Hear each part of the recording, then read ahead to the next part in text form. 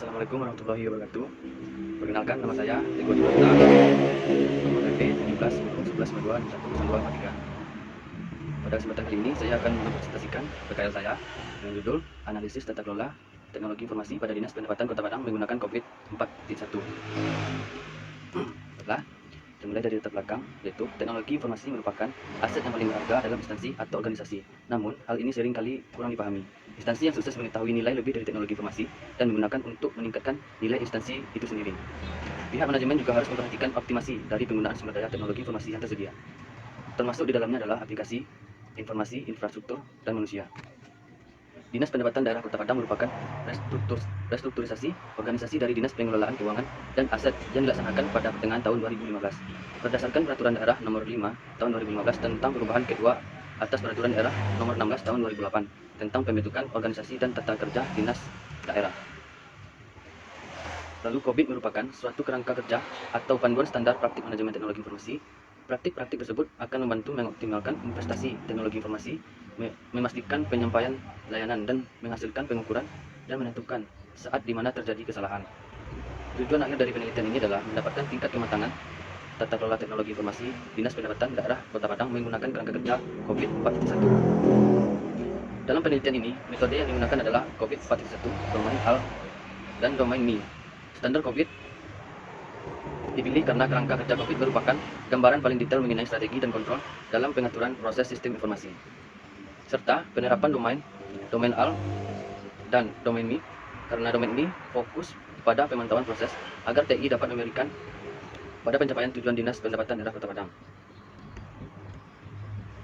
Kemudian, pengertian teknologi. Teknologi adalah pengembangan dan aplikasi dari alat mesin, material, dan proses yang menolong manusia menyelesaikan masalahnya.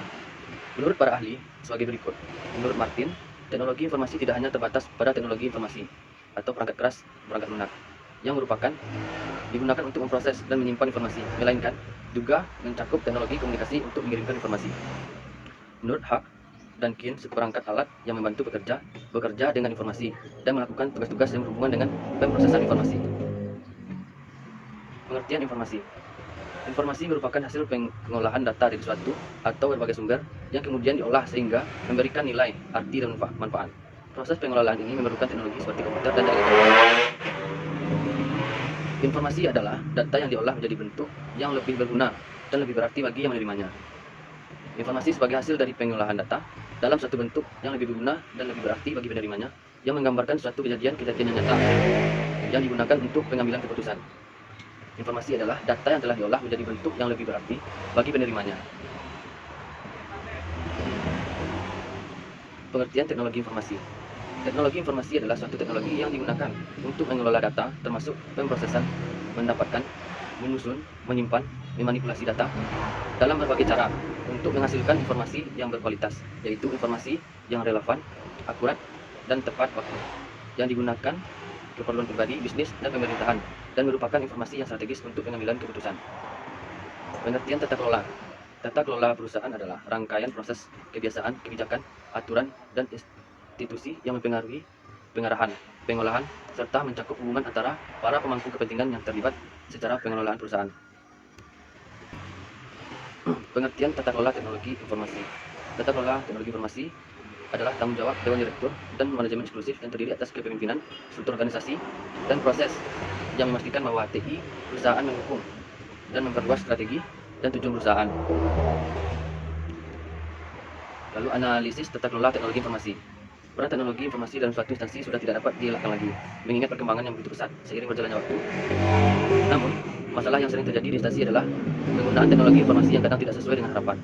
Oleh karena itu, diperlukan tata kelola terhadap penggunaan teknologi informasi yang biasa disebut dengan IT governance. Tujuan analisis tata kelola teknologi informasi. Tujuan dari tata kelola teknologi informasi adalah untuk pengiriman hasil bisnis, bukan kinerja sistem IT atau manajemen risiko IT yang memperkuat gagasan teknologi informasi sebagai tujuan itu sendiri. Sebaliknya, tata kelola IT adalah tentang keputusan TI yang berdampak pada nilai bisnis.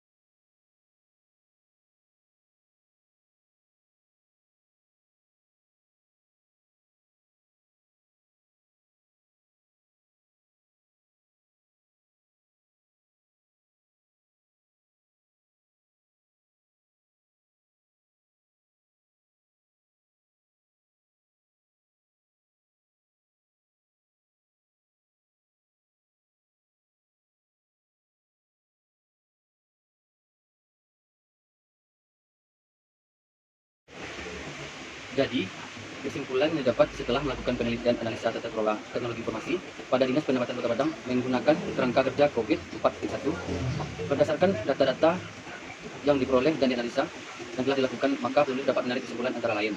Yang pertama, dapat diketahui bahwa maturity level subdomain AI2, AI3, AI4, AI5, ME1, ME2, ME3, ME4 yaitu berkisaran 3,80 sampai 4,30 dan berada pada tingkat terkelola, dan nilai KAP subdomain AI2, AI3, AI4, AI5, ME1, ME2, ME3, ME4 yaitu kisaran 0,70 sampai 1,20 dengan target maturity level yang diinginkan oleh Dinas Pendapatan Kota Padang pada level 5. Hal ini menunjukkan bahwa kinerja tata kelola teknologi pada Dinas Pendapatan Kota Padang perlu lebih ditingkatkan lagi agar tata kelola teknologi informasi pada Dinas Pendapatan Kota Padang menjadi lebih optimal.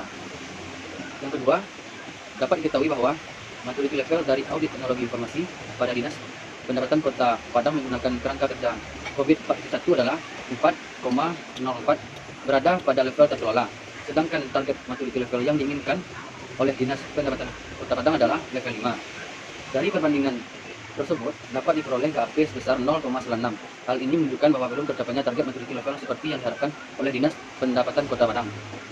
Yang ketiga yaitu dapat menghasilkan rekomendasi subdomain AI2, AI3, AI4, AI5, ME1, ME2, ME3, ME4 berdasarkan temuan hasil analisis tata kelola teknologi informasi pada Dinas Pendapatan Kota Padang menggunakan kerangka kerja COVID-4.1 sehingga bisa meningkatkan kinerja tata kelola teknologi informasi pada Dinas Pendapatan Kota Padang.